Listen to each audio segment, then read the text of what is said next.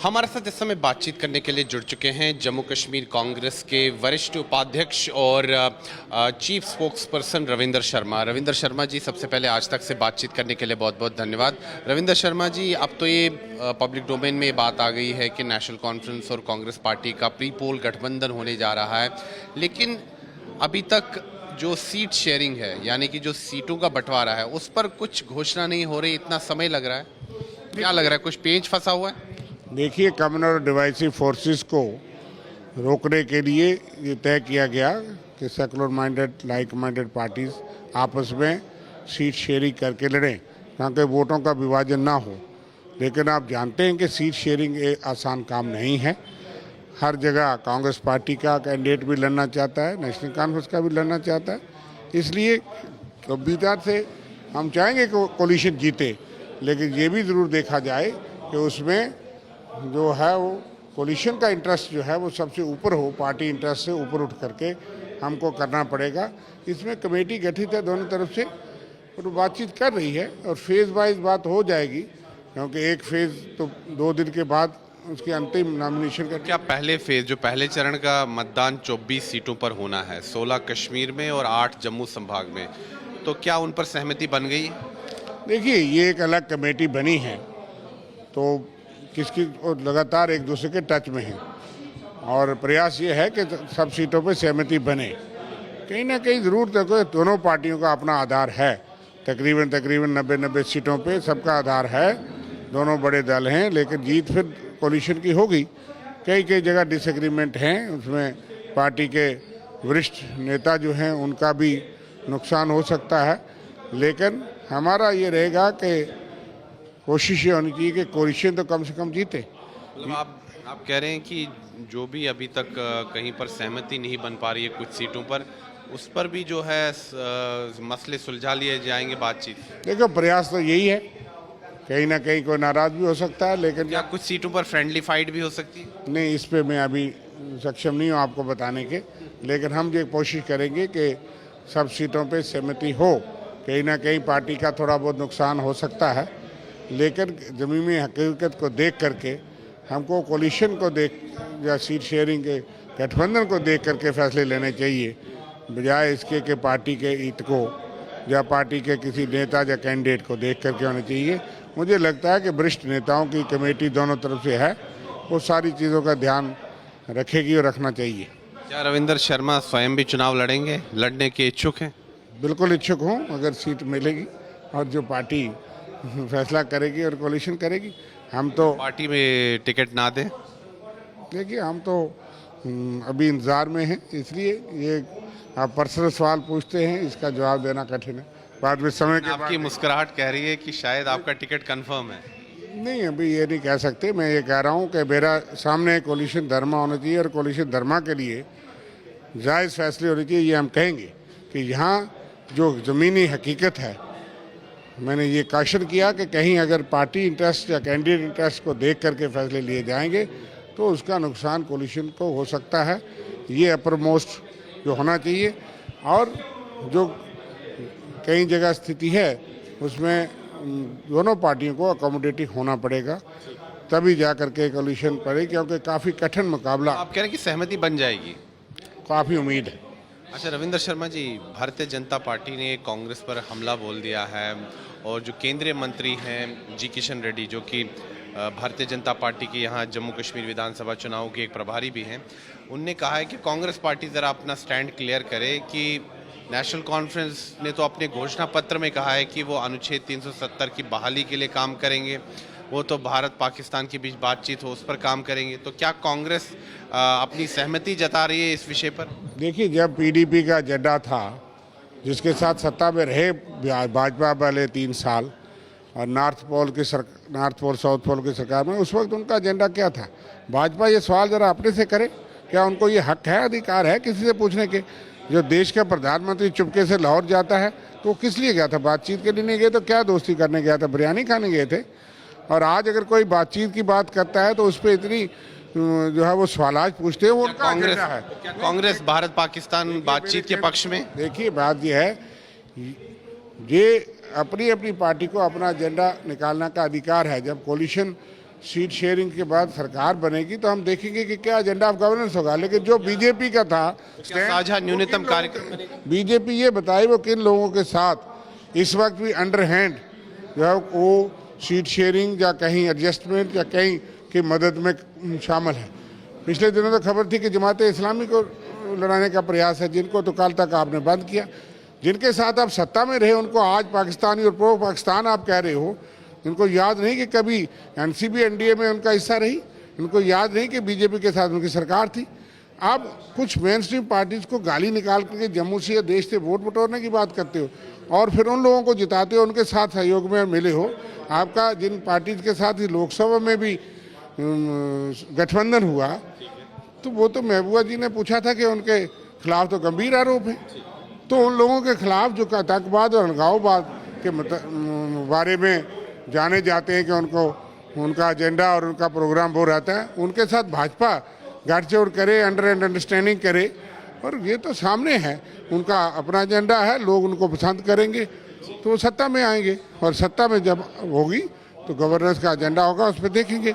लेकिन जो खुद पाकिस्तान जाएं प्रधानमंत्री होकर के और वो ये सवाल करें दूसरी पार्टियों से, ये बड़ी अचंभे वाली बात है। रविंदर जी, एक आखिरी सवाल। आत्मविश्वास अपनी जगह, वास्तविकता अपनी जगह। मुझे बताइए कि जो ये गठबंधन हो रहा है, प्री पोल गठबंधन हो रहा है, बड़ा पार्टनर कौन होगा इस गठबंधन में और मुख्यमंत्री किसका बनेगा? देखिए, ये बातें आगे तय करने की हैं। हमारा प्रयास होगा क्योंकि अब तो सीट शेयरिंग है, अब तो बड़ा छोटा कोई नहीं रहा, क्योंकि यहाँ कांग्रेस लड़ रही है, वहाँ नेशनल कॉन्फ्रेंस का वोट भी शामिल होगा। अगर हम जीते, यहाँ एनसी जीतेगी तो कांग्रेस का वोट भी जीते। तो क्या कांग्रेस की दावेदारी रहेगी मुख्यमंत्री के लिए भी? बातें आगे हैं। अगर आप दोनों की सीटें बहुमत के आंकड़े को पार कर जाती है, नेशनल कॉन्फ्रेंस और कांग्रेस करेंगी और बीजेपी का, तो मुख्यमंत्री किसका होगा? आपकी दावेदारी रही? देखिए, ये बात मैंने कहा कि ये हाईकमांड के मुद्दे हैं, ये उस वक्त फैसला होगा। लेकिन हर पार्टी को अपना अधिकार है और इस वक्त हम मिलकर लड़ेंगे तो किसी एक पार्टी की जीत नहीं है, ये गठबंधन की जीत होगी और गठबंधन की हार होगी। इसलिए हम जीतेंगे, सरकार बनाएंगे, इस पे चर्चा होगी और विधायक दल भी उस पर चर्चा करता है और हाईकमांड फैसला करती है।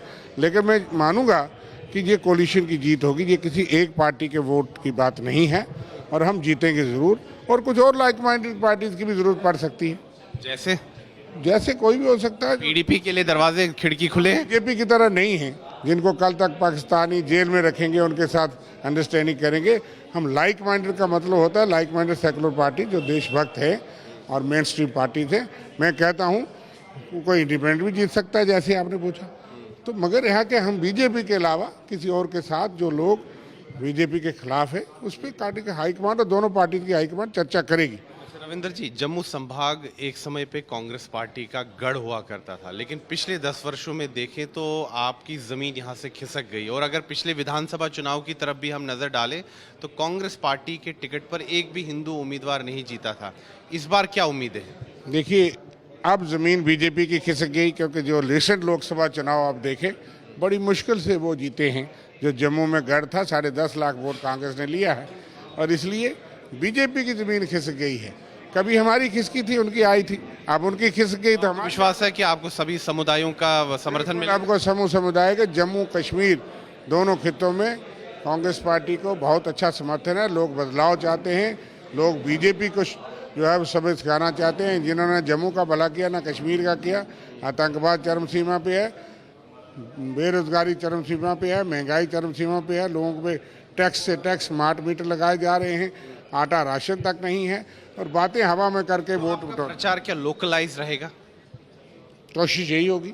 हम मोदी जी के स्थानीय मुद्दे, देश के प्रधानमंत्री को 4-4 बार जनसभाएं करना चाहें। अगर यहाँ दूध की नदियाँ बहती तो लोकसभा और राज्य के सरकारों या यूटी के इलेक्शन में आपने देखा कि कितने लोगों की फहरिस्त बन गई है।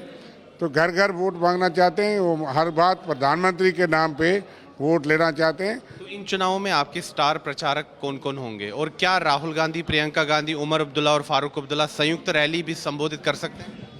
क्यों नहीं कर सकते, कुछ भी संभावित है। अभी वो सारी चीज़ें तय नहीं हुई क्योंकि भाजपा को सरकार पे तो इल्म था कि चुनाव होने जा रहे हैं, बिल्कुल होने जा रहे हैं। हाँ, एकदम से चुनाव की घोषणा हुई, आतंकवाद चरम पीना था। हम तो मांग कर रहे थे, प्रोटेस्ट कर रहे थे कि चुनाव को टालना नहीं और इसलिए कुछ चीज़ें रणनीति उनकी पहले से तैयार थी। हम तैयार करेंगे, लेकिन लोग तैयार हैं तो रणनीति हमारी क्या करेगी, क्योंकि जब हम सीट शेयरिंग पे कर रहे हैं तो हमारी जो एजेंडा होगा वो होगा गुड गवर्नेंस।